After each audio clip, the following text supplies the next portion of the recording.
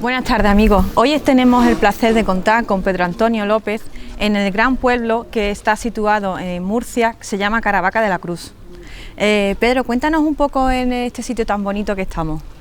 Pues mira, para entender el lugar donde estamos tenemos que primero comprender y entender el sitio estratégico y geográfico de Caravaca. Siempre empezando por la geografía, que es la zona limítrofe con el Reino Musulmán de Granada.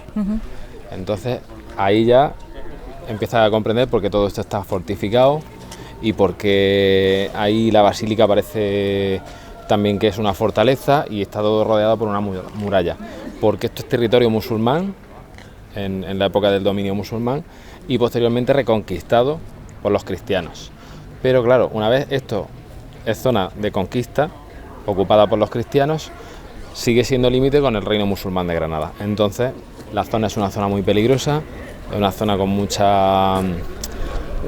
que se somete a muchas razias y a ceifas constantemente por parte de los musulmanes del Reino de Granada, y entonces ese es el sentido de la fortaleza. Y claro, en la fortaleza sucede el milagro que cuenta la leyenda en el año 1232 de la aparición de la Santa Cruz, que es justamente el momento en que esto empieza a ser cristiano. Y en el interior de este castillo se construye una capilla para guardar la reliquia de la Santa Cruz, que se acaba de aparecer ya dentro del territorio cristiano, que pasa a manos de la corona de Castilla sin guerra y sin nada, gracias a la aparición. Que es la Cruz de Caravaca, ¿no? Exacto. Qué bonito. Entonces, claro, la cruz sigue estando custodiada por varias órdenes militares que la protegen y también por un castillo, que es la fortaleza donde estamos. Entonces la cruz se encuentra amurallada, protegida, y primeramente parece ser que por los templarios y luego por la Orden de Santiago, que estuvieron aquí hasta 1850 aproximadamente. Y han sido los custodios los que han velado por el culto de la Santa Cruz y los que han hecho que este sitio sea un sitio grandioso, tanto como castillo como construcción religiosa de culto cristiano. He visto muchos santos distintos dentro de la iglesia. Sí, bueno, pues podríamos, primero, habrás visto en una capilla lateral la imagen de Santa Elena. Santa Elena es la madre del emperador Constantino, que es la que, cuando se concede ya la libertad religiosa en el Imperio Romano, se dedica a buscar las reliquias de la Pasión de Jesucristo. La reliquia de la Pasión, evidentemente la más importante, es la cruz, que es donde lo crucificaron. Entonces Santa Elena, digamos que es una arqueóloga de la época que con algunas artimañas y cosas consigue descubrir dónde se encuentra enterrado el madero donde crucificaron a Jesucristo. Se desentierra el madero hace varios milagros y entonces ya ella descubre que esa es la verdadera cruz de Jesucristo. Entonces Santa Elena, la emperatriz romana, es una de las imágenes que habrás visto en una capilla a mano derecha.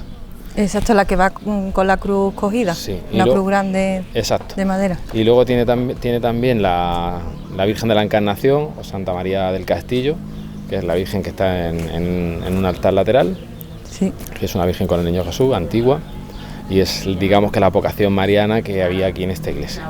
Y justo enfrente está el retablo, que hay un lienzo grande con la resurrección de Lázaro. Es la resurrección de San Lázaro. Ese lienzo tiene una tradición aquí también.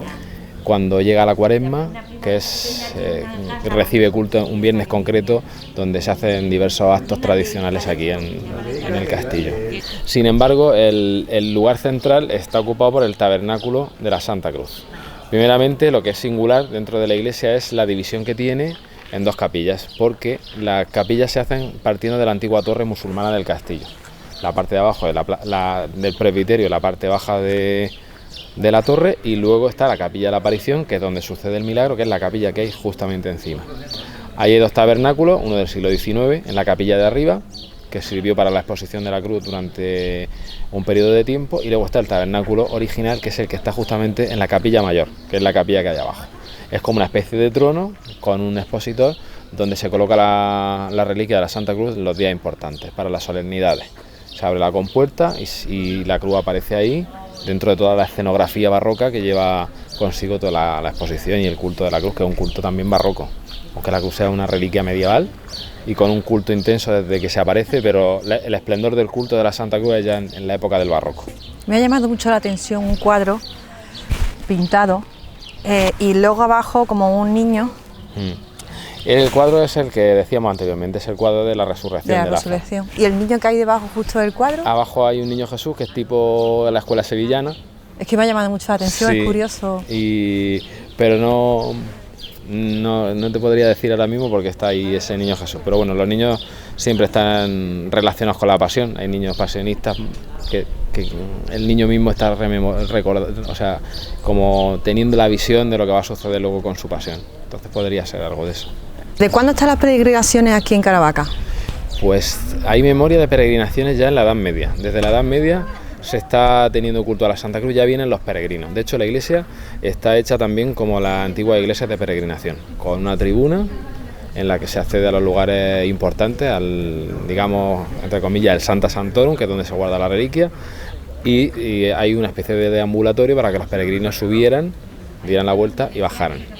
Y aunque la iglesia no es la iglesia primitiva medieval, sí que hay noticias de que existía ese tipo de deambulatorio. Luego ya, cuando se hace esta iglesia, que la hace Fray Alberto de la Madre de Dios, diseña también lo que es la tribuna para visitar la Capilla de la Aparición y hacer como una especie de circuito de peregrinación, como se solía hacer. Y las peregrinaciones, pues hay noticias de ellas desde la Edad Media, de prácticamente la aparición de la cruz.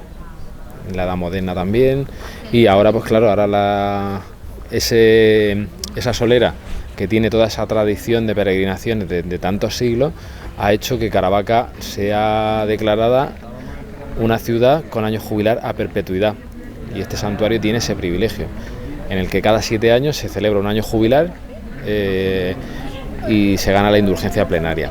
Y también tiene otro privilegio, que es que siempre que se peregrina en grupo, se gana una indulgencia plenaria, que ese privilegio no está en el resto de los lugares de peregrinación.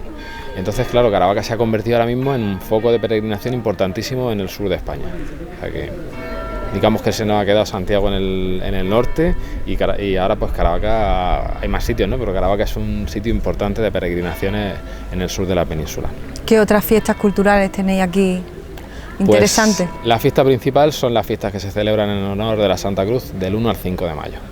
Ahí, en torno a rituales medievales, se articula lo que es un festejo que ha conseguido ser una fiesta de interés turístico internacional.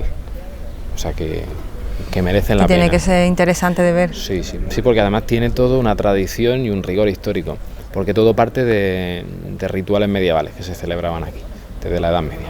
Y que esos que he escuchado yo, que suben los caballos por la cuesta y van los... Pues hay una leyenda que es relativamente reciente, en la que cuentan que el castillo estaba sitiado por los musulmanes y como no tenían agua dentro porque se habían contaminado los aljibes, pues los caballeros templarios sortearon las huestes musulmanas que se encontraban sitiando el castillo y como no encontraron agua subieron con unos pellejos de vino. Luego ese vino se bendijo con la reliquia de la Santa Cruz y los enfermos que había pues todos se curaron.